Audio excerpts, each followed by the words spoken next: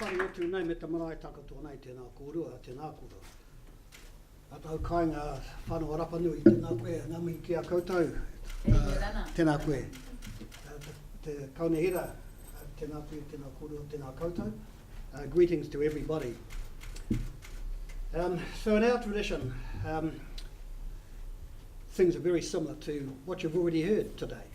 And the structure of our presentation today has suddenly become very unstructured because of the questions and because of the talk that's been given by the previous speakers. And what I had to say really just supports all they have said already. And I can't really add very much more to the thrust and the tone and the direction of that discussion. So I did have a presentation to go through with you. It would have taken too long. So I've suddenly changed direction, and Indigenous people will do this, you know. They will apply flexibility and they will be spontaneous. So what I'm going to do is try and take a slightly more, I shouldn't say positive, but my colleagues have already talked to you about some of the difficulties that Indigenous communities face in their everyday lives, basically. So how the devil can, being involved in tourism by Indigenous communities, help them out of this, what is in some cases a poverty cycle, in other cases it's absolutely pressure placed upon them by often colonising sometimes governments and colonising communities. So just take it as the truth and a true fact that many Indigenous communities suffer from the same things across the world. Now we've talked about a few of those things today, but our experience as a World Indigenous Tourism Alliance has just exposed us to the fact that many Indigenous communities suffer from these same issues. And often the same issues are focused around the loss of cultural identity, the loss of language, the loss of land, the loss of the tribal approach, the wider extended family approach. Those are the things that have dealt, in some cases, really serious blows to Indigenous communities and Indigenous cultures. Now, what we're saying as part of WINTA is that we think there is a hand that we can play in helping Indigenous communities do what they do in terms of living their own lives. And as Ben alluded to earlier, if we're invited to come and discuss and talk with Indigenous groups about how can they become involved in tourism, we can talk to them, we can talk with them, we can give them advice, we can show them models, we can have that talk, and then they then decide if they want to become involved in tourism. We don't necessarily think that tourism is going to be the saviour of the Indigenous world, but it certainly has a part to play because it is the third biggest industry in the world. Many Indigenous communities are being touched by tourism, and more often than not, they're being touched in the wrong way by tourism. They're being touched, their culture's being affected by the impact of tourism. So that's one of the things as a community, as WINTA, is on our agenda, to see how a good style of tourism might be adopted, might be implemented, might be thought about, might be developed, rather than just say yes to a question, can we come, can we bring tourism to your community? That might not be the answer. But I don't want to go there particularly because that's been covered well, I think, by the previous speakers. What I want to do really is just, I hadn't planned to do this, I must say, is really talk to you a little bit about my own family involvement in tourism. So my family, our country, New Zealand, we were colonised by the British, and my people's culture virtually disappeared in the early 1900s. We were legislated, our culture was almost legislated out of existence. Laws were passed to stop our wise men from practicing medicine, practicing language, practicing culture transferation, things like that. legislation was passed by the colonising governments to stop that and basically to integrate us into a European, British style of life. And it's had tragic results for our people. The tragic results include the fact that we now have the highest rate of incarceration in our country. Our health statistics are the worst. Our education statistics are the worst. We've had 200 years of terrible treatment by the government. Now, I know other countries and other Indigenous groups have had worse than us. We see that. We know that because we see it, and we're in the 21st century. We do understand that. But in our situation, I feel quite fortunate because in 1840 our people signed a treaty with the British government that gave us the rights of British people, and also theoretically gave us control over our taonga, over our treasures, over our rivers, our land, our waterways, our flora, our fauna. The treaty said we had governorship over those resources. Since 1840, however, up until about the early 2000s, that wasn't the case. Land disappeared from in front of us. It was taken and it was sold, and our people became landless. We became languageless, and all those things that Ben's talked about earlier. However, in the early mid-1990s, I should say, a revival has started, and we now have schools where at preschool age our children are learning the language, they're learning the culture, they're becoming more educated in a English style and also a Maori style. It's a great and dramatic change. But for my family, the reason I'm involved in this tourism business is that my great-great-great-grandmother was left to look after an island, the island where we live, a very famous island in our culture. Some of our tribe left the island and went back to their previous occupation site to fight the British, and they left my great-great-great-grandmother to look after that land. So since her time, we've been stuck on this island. I'm not saying we enjoy being there. Obviously, it's part of us. It's what we call ukai pōtanga. It's where we get our strength from. It's where we get our strength, reason for being, is because of our attachment to that place. And what we've done on our island is we've developed a tourism business that encompasses all of our wider family. So the business we established back in 1999 now basically runs as an extended family business. We have a staff of around about 35 staff. Of the 35, 25 will be either my sons, daughters, daughter-in-laws, cousins, second cousins, nephews, nieces, extended family. And essentially we've taken the management of that resource back from the government. And the huge advantage for us is that our children, our grandchildren, our great-grandchildren are coming into contact with international visitors, with our own non-Māori visitors as well. They're learning a whole range of things they would not have learned had we not been in this fortunate position on this island reserve.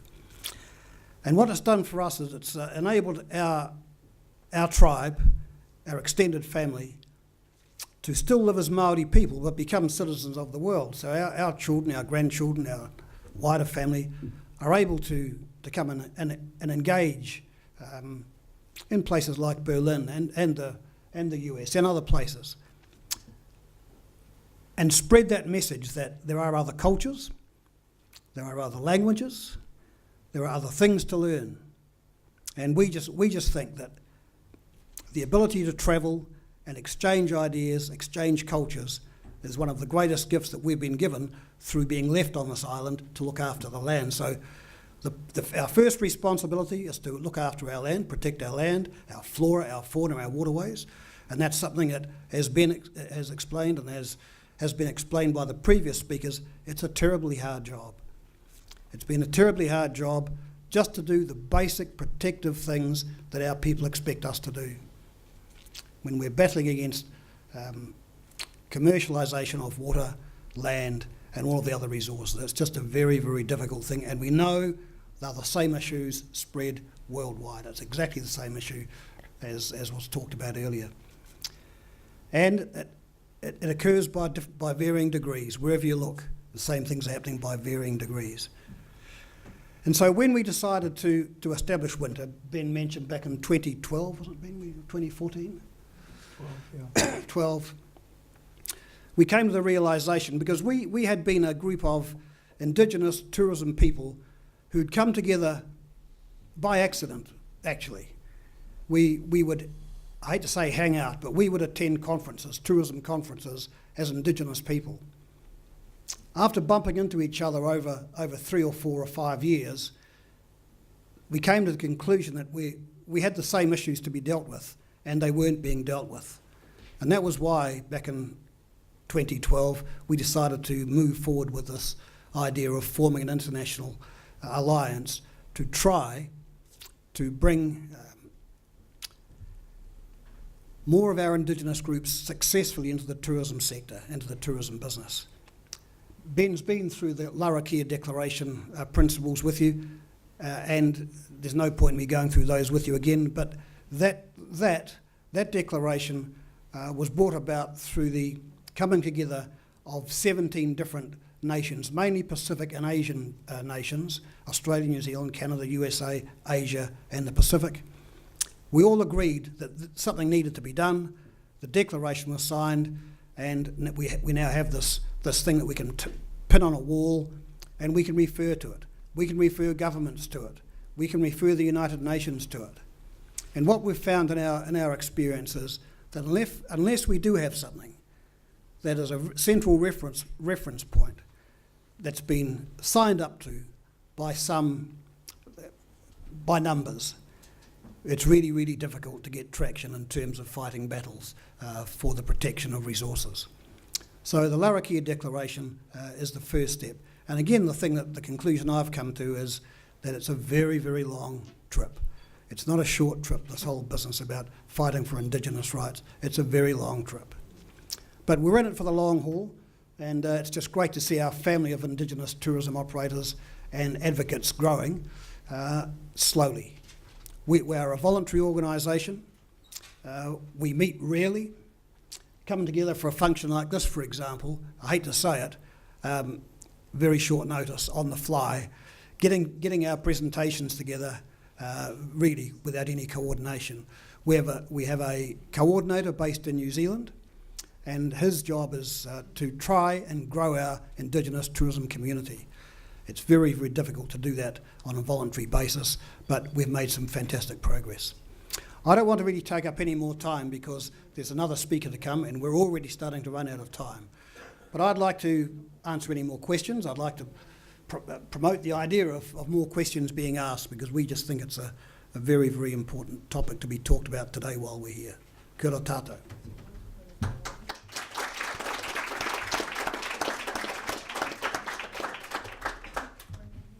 Thank you very much, John, for your talk. Sorry? I'll go and sit back down there. Yeah, just wait here. Just wait here. If you have 1 or 2 questions for John right now. Yeah, come here, John. Sorry if I ask him too much, but I am a journalist. Usually journalists we do questions sometimes stupid. Yeah. First of all, I would like to point out that I don't know if the gentleman before misunderstood me. Of course, I agree with him. I understand his point of view. But maybe I will focus my question that I was going to ask before a little bit more straight, direct, about the thoughts that I was thinking when he mentioned the UN and the Human Declaration rights. What I wanted to mean before is, like, for example, and I'm sorry somebody feels offended for that. In 1948, United Nations declared the Universal Declaration of Human Rights. And I was talking about trust and reliability. Is because at the same year... Stop. Look, the question directly. Yeah. Can you really trust, for example, in somehow with people that in the same year, Universal Declaration of Human Rights, but in the same year, 1948, I'm sorry for the expression, they fucked up, they ripped out the human rights. Okay, I understand your question. I understand your question and the reason for your question.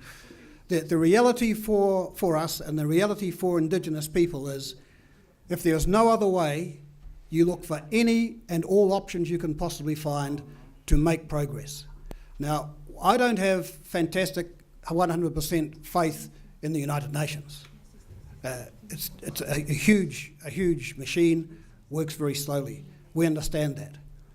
But the alternative to taking that peaceful method is a non-peaceful approach. That's the alternative. If we don't look for these peaceful options, like declarations, the alternative could be violence. And we're experienced in violence because our history is violent. But we know it's the right way forward, it's the wrong way forward. So although I believe we're not 100% confident in some of these documents, it is the peaceful approach forward rather than the alternative violent way forward, because some of these issues become very close to violent.